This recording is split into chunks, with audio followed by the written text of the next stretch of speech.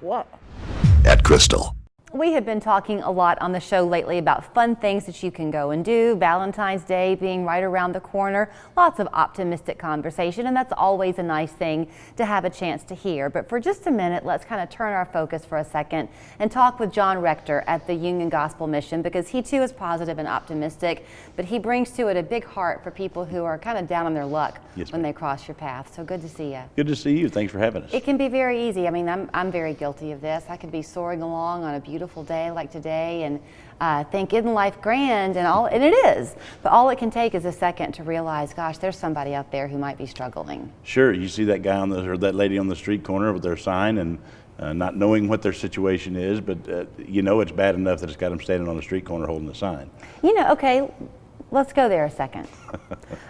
Because at the Union Gospel Mission, y'all help men, right? Correct. Only exclusively men? Yeah, as far as our residential programs, yes. Okay. So I think probably everybody watching has had that experience where either they've given money to somebody, they've questioned if they should give money to somebody. You don't really know, and sometimes you'll see the same person on the same corner and you get a little bit skeptical. Yes. Is it a good idea then, if you begin to see that, to recommend that they contact you? Yes. When I first started doing this 23 years ago, I said, don't ever give money. Really? But then after I kind of matured a little bit in it, that's really between you and God. If God puts it on your heart to give money, you do what God tells you, not what I tell you. I personally don't give cash.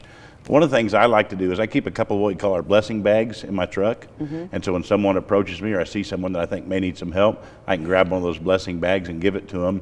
That does two things. It helps them because there's things in there they can use: water, a snack, personal hygiene items, some comfort stuff. But the second thing it does is it kind of helps me not be in a difficult situation. Oh, right. I don't have to feel odd about not having cash on me, or it just makes it a lot more comfortable interaction. That's a very, very good idea. And I guess, could you include in that blessing bag, if you wanted to do that, some kind of a note that had some phone numbers that somebody could call, like the Union Gospel Mission? A lot of ours, we'll put a little gospel tract, little thing in there that has our information on it. They can reach out to us if they are really seeking that kind of help. Okay, so now let's get into that. Who can come into your care? Because you can't just take in everybody. No, right now we're limited to 12 beds, and probably as of the end of today we'll be completely full. I've got 2 people coming in today, and I have 1 bed available, so we'll see how that goes. And how long are they there? It depends on which program. We have a 6-month program and a 90-day program, but our programs are not the type where when you finish we just kick you out on the street. We've got one guy that's been with us for 4 years. He's an elderly gentleman, doesn't really have any other options, and so he's been with us quite a while. And so the average stay is probably about a year, but some of them will come in, do the 6-month program, and they've got other options and they just leave. Or they'll come in and do the 90-day program and meet the needs that they have, and they'll have a job and just go back out to normal life. Okay, what does that look like, the 6-month program, for example? What does that Well, look our like? program we call it a discipleship program. Obviously, all of what we do is faith-based.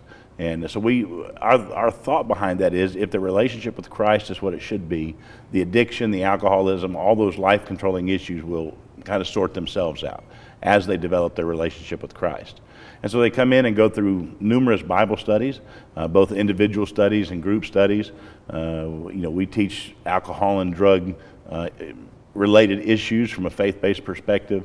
We deal with things like communication, work ethic. Not too long ago, I did a whole class on integrity. Just doing what you say you're going to do. And so we walk them through that process for 6 months. And I always tell them, look, this program is about building habits. All of our life is about habits. The important thing is, are they good habits or bad habits, right? So, okay, let me ask you something. It's a truly ignorant question on my part, because I don't know the answer. To hear you say that your program is focused on the drug and alcohol addiction, that does not, though, what if you're somebody who's homeless for a totally different reason? That's okay. Can they come to you too? Sure. Sometimes the addiction folks have is just making bad decisions. That's not a clinical definition, but it's still a fact. And so we have a number of those guys. They just have gotten in a place where they've made bad decisions financially or in personal relationships or criminally. Or tragedy falls. Divorce, all kinds of reasons they come to us. We don't only do drug and alcohol, but that's a major part of why someone finds themselves homeless. Well, when you stop and think about it, if you can turn someone's life around in just 6 months like that, that's pretty remarkable. It is, and of course, all that doesn't happen in 6 months. And again, I tell every guy that comes in, you didn't ruin your life in 6 months. We're not going to make everything right in 6 months. But in 6 months, we'll give you the basis to live a productive, normal, societal life that you can then carry on. And they may still have criminal charges they'll have to deal with. They may still have fines or financial issues they'll have to deal with that maybe 5-10 years in taking care of. But in that 6 months, we give them the basis to do all those things. Is there a general truth in this that a lot of them are hiding from something, and that just being able to face it has some freeing power? Yeah, not necessarily like hiding from the law. No, I don't mean that, but like that, denying something. Yeah, most of us, the truth is, are in denial about something. With the guys that we take in, it's just more prominent in their life.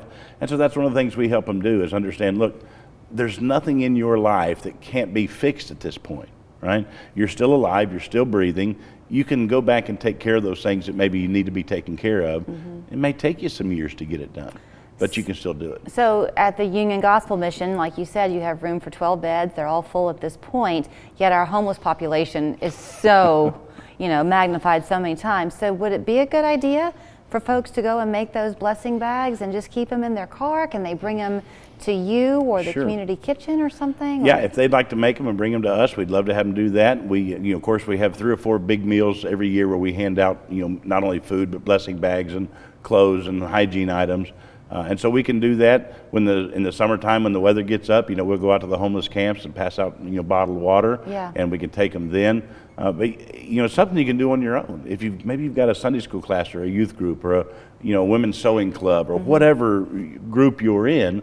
I'm also a member of the East Hamilton County Lions Club, and that's one of our projects every year. We do blessing bags, and then all of us take 5 or 6 of them with us and hand them out as we run across people. The other thing we need to do is, we need to expand what we're doing. We could probably fill twice as many beds as we have. And so that's one of the things we're hoping to do this year somewhat.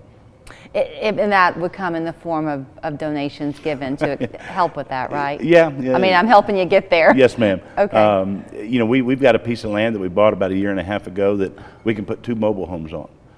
Single-wide mobile homes, and that would allow us to effectively double our bed space. I think just to hear you say, I had never heard that story before of the man that's been with you for 4 years. You're his family. Yeah, he doesn't have anybody else. Yeah. And so we definitely are. Well, here's how you can find out more about the Union Gospel Mission. They're on Signal Hills Drive. Their phone number is there, theuniongospelmission.org. If you would like to even call them, 752-4998, they can tell you what to include in a blessing bag if you want to do that. If you would like to help in their cause, now that you've heard the success stories that they see, they'd be happy to guide you that way too. So thank you, Jon. Yes, ma'am. Volunteers and everything. Friday through Monday only.